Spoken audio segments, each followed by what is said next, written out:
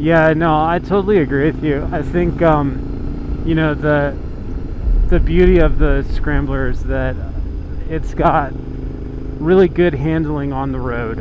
I mean, for what it is, you got a lot of guys that like don't get that because of what they ride, and then it's got really good characteristics, off-road, bad road, and you got a lot of guys that don't get that either because of what they ride.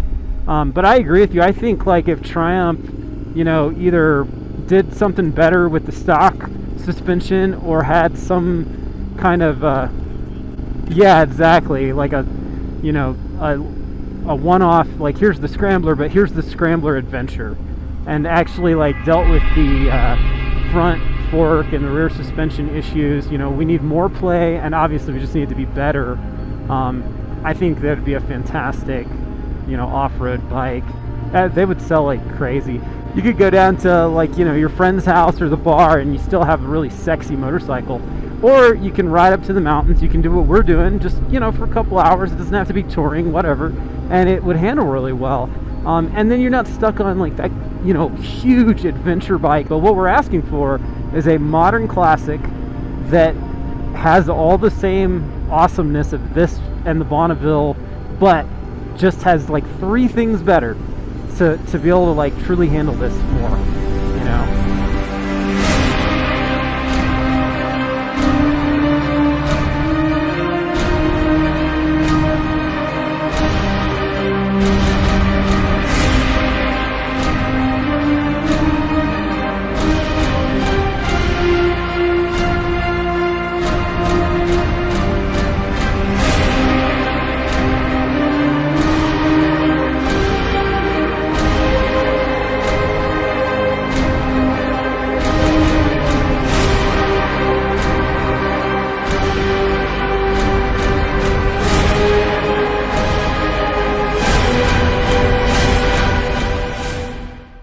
So here it is. Finally, after all these years, we have a truly off-road capable Scrambler from Triumph. To say I'm excited is probably a bit of an understatement. I mean, how can you not just be thrilled? This is going to be a little bit different than some of the videos that I've done in the past. I want to do kind of a analysis of the new Triumph Scrambler 1200. Let's see what you guys think. I think we have to start with a history of the modern Scrambler and really go from there. So the Triumph Bonneville 790 was launched in 2001, and that's really where everything started. The Scrambler was launched in 2006. They went up to the 865cc engine, and this was air-cooled still, and it was carbed at the time. Fuel injection gets introduced in 2009. The bike gets aesthetically a little more blacked out. So there's a whole slew of Scramblers that start coming out. BMW releases the R9T Scrambler in 2014. Ducati releases their Scrambler in 2015, and their Scrambler is actually sort of a brand within the Ducati brand. So there's dozens of Scrambler variants. Moto Guzzi actually comes out with a kit for the V7-2 called the V7-2 Scrambler, and they sell this on showroom floors as the Moto Guzzi Scrambler. 2017, Yamaha comes out with the SCR 950, and I mean, this is a complete joke. It's a cruiser, but they're calling it a Scrambler. And then Triumph comes out with the Street Scrambler to replace the old Scrambler alongside the new Bonneville line. And they move away from chrome and they move towards this sort of anodized aluminum feel, but there's still a lot of blacked out elements on the bike. So in 2017, one of the variants of the Ducati Scrambler was the Desert Sled, and we'll talk about that one more later, but I thought it was a notable mention because it fits within the Ducati Scrambler brand, but it's a slightly unique and different take on it. So this is my sort of adventure scrambler thesis on the adventure scrambler movement, where it's going, where it's come from, and what it means for our new 1200cc scrambler. You're probably asking, what's the point in this? There were a ton more scramblers that came out on the market. You know, Triumph had the first real scrambler, and then everybody just started dropping scramblers. But what we noticed was that this word was being used to basically describe a street bike that had slightly knobbly tires on it, perhaps a high exhaust. But other than that, it was really just a street bike that looked a little bit cool, kind of looked off-road inspired, but wasn't truly good off-road.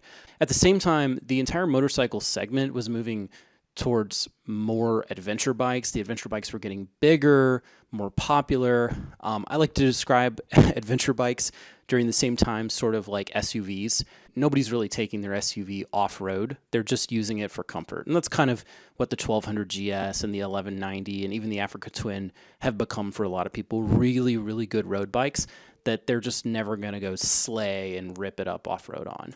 The adventure bike plus a scrambler equals a lot of potential revenue for these companies. This brings different segments together, and it's perfect for creating this crossover between different rider segments.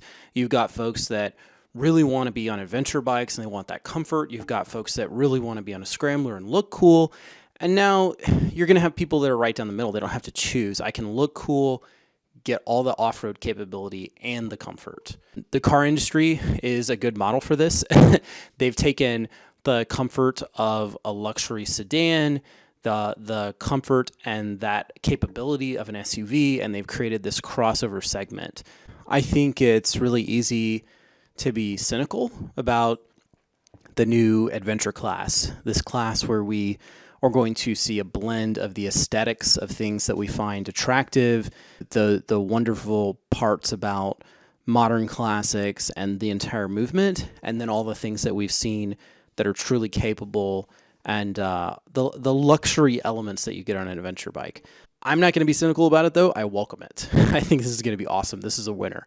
And I think the really interesting part is, what's next? Do we start seeing adventure bikes with better style and more aesthetics focused towards a different part of the market? Do we see all the scramblers that we love and know today get made into ADV bikes where suddenly the R9T has a scrambler version that's really capable and stuff like that? Ultimately, what does it mean for all the other companies out there that aren't doing this? Let's dive into my analysis of the new Triumph Scrambler. For a second, let's just say again, it's about time. This is amazing. I'm freaking thrilled that we're finally getting the Scrambler. We've been asking for it. I've been asking for it. Thank you, Triumph. Thank you. It's about time. Let's do the analytical piece first. Let's put our Mr. Spock to use. I mean, at the end of the day, these platforms are really the same bike, but they have just subtle differences that I think are going to end up mattering. The XC is the more street-oriented. The XC is the one that's intended to truly be for off-road. It's got a seat height that's an inch taller. It's a little bit heavier. Then the Rake and Trail are totally different. It's a very subtle difference on the Rake and Trail there, and I feel like that's the kind of thing that folks aren't going to appreciate on paper, but it'll be something where when you get on the XC and you ride it around versus the XE, you'll definitely be able to tell. And then let's just say that really the big discriminator here is that the price is going to be lower on the XC and higher on the XE. I mean, at the end of the day, that's going to be a really big deal. I thought it was worth sort of comparing the XE and just ignoring the XC with two bikes that we know are truly off-road capable. I think the DRZ 400S is just all around the best dual sport bike, and it's the one that, the dual sport purists are going to go to as sort of a gold standard at least. The F850 GS is the new version of the F800 GS, so let's compare it to the middleweight adventure bike, the F850. In power, I mean, it looks like we're right where we need to be, right? 89 horsepower versus 90 horsepower. I mean, perfect. We've got the 21 front inch wheel. We're officially in adventure territory when it comes to the front wheel capability and the power. Now, when we look at the suspension travel, this is really interesting. The 1200 XE has actually got a better front and rear suspension travel than the new 850 GS. I mean, I think that is saying something. I think that's a really big deal. I think it's amazing that we're, an inch and a half, maybe 2 inches away from DRZ level suspension capability. I mean, just wow.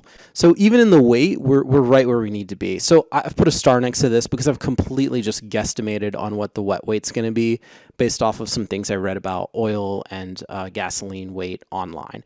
But ultimately, we don't know, and I think it's completely unfair to compare it to the 457 dry weight. The DRZ 400S at the store, the MSRP is essentially 6,800. So the F850 GS is just over 13,000. I mean, these are two completely different riders, two completely different classes. But if you're a person who's really trying to get into the off-road segment, I mean, I think it's very realistic to think that you would be comparing a DRZ and an F850 GS. I know for me personally, these are two bikes that I have compared and weighed over and over and tried to decide what I would do. Fortunately, the new Scrambler's coming out, so I may not have to choose between those two. I may have a third option here. The question is, how much is it going to be? I'm going to just take a guess that it's going to be closer to 14 or 15,000. So let's compare it with the other modern classics. Is the Desert Sled truly a competitor to the XE? I mean, the short answer is just no. 73 horsepower as opposed to 89, doesn't have a 21-inch front wheel. The suspension travel is pretty weak compared to our almost 10 inches. It's not terrible though. That the rear at 6 inches isn't great. The weight is certainly better. We don't know about the price. On the Street Scrambler, though, you can see that hands down everything on the 1200 XE, is gotten way better. Actually, the Street Scrambler is a lot easier to compare with the Desert Sled, and if you're comparing it to the Desert Sled, then certainly the Desert Sled is more capable off-road than the Street Scrambler. What does it all mean, Mr. Spock? What am I trying to say here? What's the point in all of this nonsense? Facts. I think that the 1200 Scrambler will be good off-road. I mean, if we just base it off the specs, this bike will be at least as good as the average adventure bike. It's just factual. I don't think that any adventure bike is ever going to satisfy the dual sport purist. I think that those guys are just, I'm going to travel the world on a WR250R, come hell or high water. It doesn't matter how good your bike is. The next section here is all just speculation. Yeah, the new 1200 Scrambler will be expensive outside a lot of our price ranges. I think more people are going to opt for the XC, the lower end model, because most people that have Street Scramblers and the old Scrambler just really aren't off-roading with them. The price difference between these two bikes, it's going to be $2,000, $3,000, $4,000. That's my opinion. To really get the truly off-road capable one, Triumph's going to squeeze that last little bit of juice out of you. And then I think we're going to see more adventure scramblers coming from other manufacturers. I really do. So finally, let's take a look at the bike and let's go down the McCoy road. Let's get more emotional about this. Let me just give you guys my opinion. I think it's fucking beautiful and I love it. There are things I don't like. I'm disappointed sort of in the difference between the XE and the XC. I kind of just wish that there was one model and it was good off-road no matter what. I know that's not how it works. Yeah, the tank colors aren't exciting, but I know how these things go. The 2020 and 2021 models, their tank colors will be amazing, but the first iteration, they're just getting the standard stuff out of the way. I really love the smaller headlamp. I think it looks really great. I'm happy with the size of the exhaust relative to the bike. I agree with other comments about the sort of faux anodized aluminum look. I'm not a huge fan. I really wish that the industry would move away from this, Triumph in particular. I mean, the swing arm should just be matte black. The bash plate should be black. I hate the little faux anodized aluminum on the back of the lollipop mirrors. Oh, God. I think they did a really good job with the fender and the tail kit and sort of making it look super minimalist, but still meeting all the DOT requirements. I'm glad that it comes with the blacked out rims. Yeah, I think like the things that I don't care for. So I'm just going to read this directly. A world's first integrated GoPro control system connects via the TFT dash and an accessory Bluetooth module that allows camera control via the switchgear on the left bar end. An industry-first partnership with Google provides turn-by-turn navigation by Google Maps via an accessory Bluetooth module and a Triumph smartphone app. Finally, phone calls and music can be controlled on the TFT dash with the Bluetooth as well. Okay, look, this is just my opinion. fuck all of that. God damn it. Nobody's going to buy the Triumph Scrambler because you can integrate a fucking Bluetooth or your goddamn smartphone in here. I mean, fucking team up with RAM Mount and give us a goddamn place to put our cell phone. I don't know. I'm underwhelmed by this particular set of features. And so I think this kind of thing is just, personally, it's unnecessary. It's not going to sell the bike for me. I did want to mention the Moto Guzzi V85. I think that in the adventure segment, this is going to be a direct competitor with the new Triumph Scrambler. I mean, that's just my opinion. I think that Moto Guzzi got it right. I'm not a huge fan of the goofy colors. I'll give you that. But assuming that this ends up coming out in a matte green or a matte black or something with that sexy painted frame, I really think that they hit it on the head. They've got all the elements of an adventure bike. They've got all the elements of a modern classic. I think that this is one of the few bikes out there that may actually be in this new class of adventure bike, and I thought it was worth mentioning. So other than that, guys, I really appreciate you sticking with me through this whole detailed, deep analysis. I know it was a lot. I really want you guys to go check out my buddy Chris's channel, Scrambler Stories. He's got a very quick 6-minute video that goes through his thoughts on the Scrambler. I think it's very insightful. It's worth it. He gave me a shout out. I'm giving him a shout out.